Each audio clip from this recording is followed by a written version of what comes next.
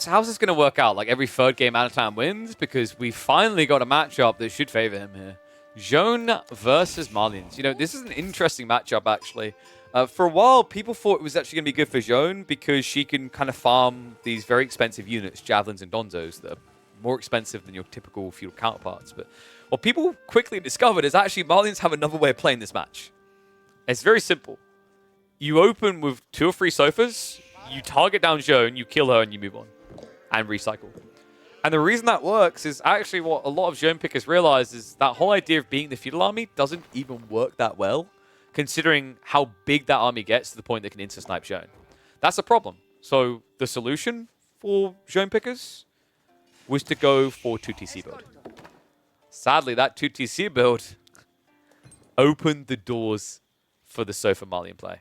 And it's important that you make that play, by the way. The reason why Anotand is likely to do that is the counter that people discovered against Malians and their fast castle build is typically just to go 2TC immediately, as soon as possible, and then build a few feudal units.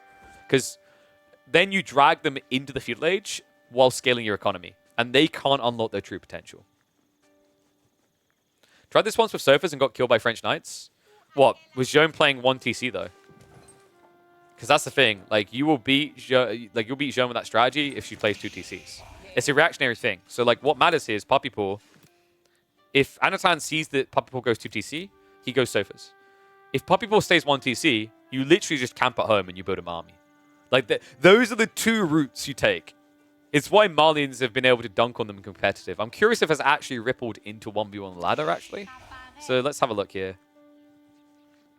So, Malians versus Jeanne. Yeah, 52.9% win rate over 17 games. Previous patch, Malians versus Jeanne. Interestingly enough, 18 games at 38.9%. So I think people really started to clock it after the March patch. It's surprisingly Malian favored. Let's see which way Papa wants to go, though. I mean, actually, considering the spawn, he probably could play 1TC all in. Anotand doesn't really have this kind of tight spawn on the multiple golds that keeps his base fully connected. That's really important because that means that Jeanne with Knights can kind of find ways in to chip at you. What you really want when you're up against Jeanne here is you want a spawn that lets you just kind of like layer your base like a cake. A very chaotic cake where people just can't get in. And that's important because like in this matchup, when you play into mass Donzos and mass Javelins, you've got a hybridized army that is full range, while the Jeanne faction is just going to have half range and half Knights. And yeah, quite an aggressive landmark timing there from Anno. What was that 7 on the Manso, I think it was originally? The only reason I could think people sometimes done this was like, sometimes you would see a Pro Scouts build and it was optimal for that. I'm wondering if this is about the second pit mine timing though. And yeah, it is. Look what he's doing. This is really smart. So the reason he's doing this is because Puppy Paw is going for the optimal Jeanne conversion, which means only have her build it. So Anotand rushed the tech up, so he got access to the second pit mine immediately. So this is going to buy him enough time to build full around the pit mine before any Knights arrive. That's actually a really cool iteration by Anotand.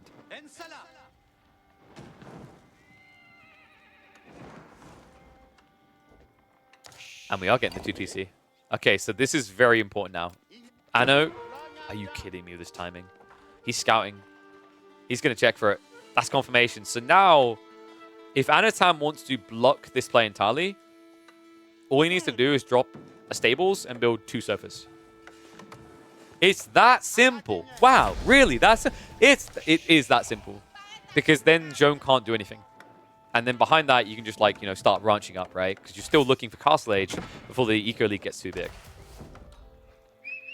Let's see which way Anna wants to proceed. A lot of wood gathering underway. That was originally intended for the pit mine full, but I'm sure he's going to hang around for production as well. Jeanne level 2. Looks like she's already hunting for the boar. Now I'm wondering, is Puppy Paw going to optimize this? He knows where both boar are.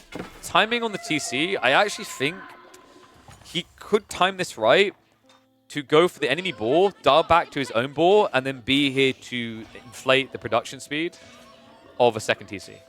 Because remember, Jeanne has an aura that builds structures 33% faster when she's nearby. We'll have to see if he goes for it. But this is the risk, right? Like, I mean, Anotand, he should have scouted that. He saw the board disappear, right? Or he can see it. So, like, realistically, you should be going for two sofa stables. Or rather, 2 sofas from a stable. And then just play into Donzos. Instead, looks like we got Donzos first. What? Just... Alright, that is the freest kill I've seen a Malian player give over in a while. That was so casual as well. Puppy Paw had no vision here. He just ran a knight in and got a free kill. Wow.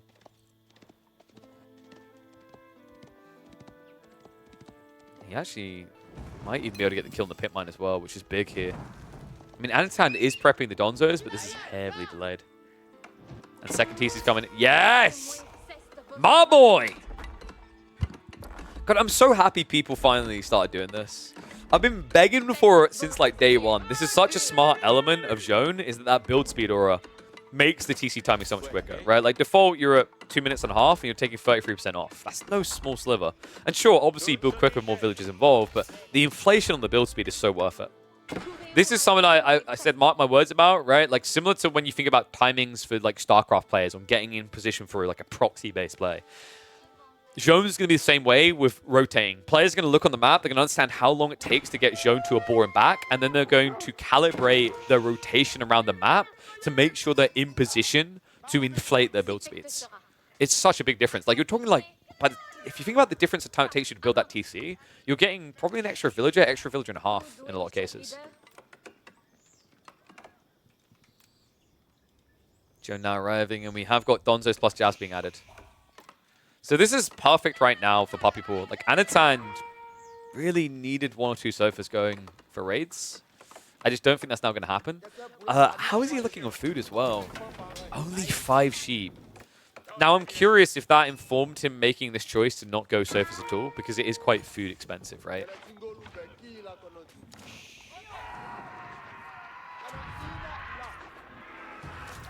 Sure, in the meantime.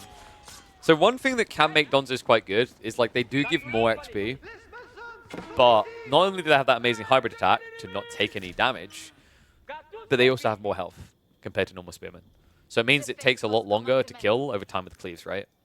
So it's kind of hard for Jeanne, right? There's these moments in Fuel Age where you'll get a huge burst of XP, and then other moments where there's just completely starved, even when you're fighting.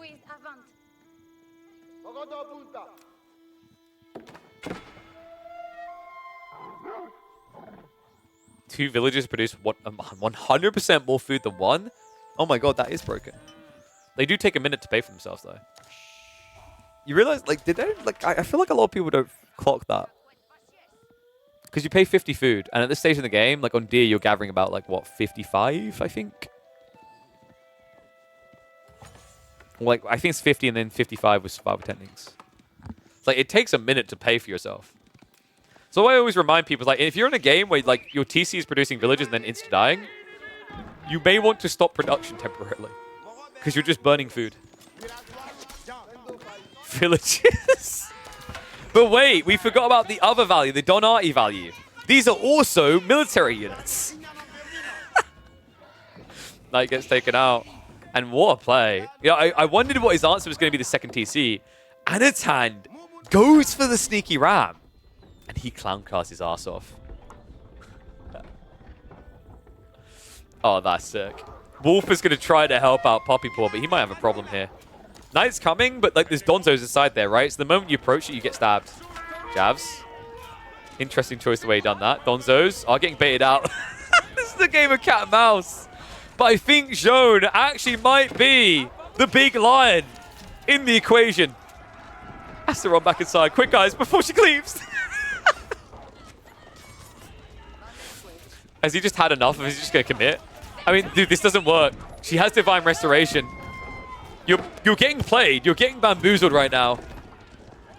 Donzo count down to 5. Oh my god. Is it over?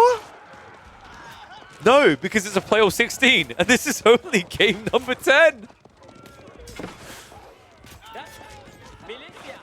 He has still got the ram. Maybe.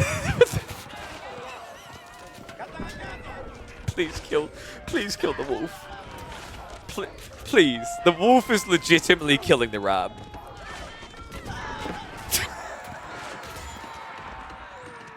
Oh my god, the XP. Jeanne. That's 4 jabs going down. And she gets away! What is this, Wolf? What is this, Jeanne? Who's the real hound here? Puppy Paw. He's a puppy himself. He called upon the powers of the wildlife, and they came to serve him. Ram couldn't even go in for an exchange, right? There's no rebolster here at all. And that micro is so sick by Puppy Paw. A huge injection of XP in this game. And Anotand, now on the verge of defeat. He has nothing behind this. He's got no ranches set up. He's now over 15 villages behind. This has been a smooth execution by Puppy Paw. Wow.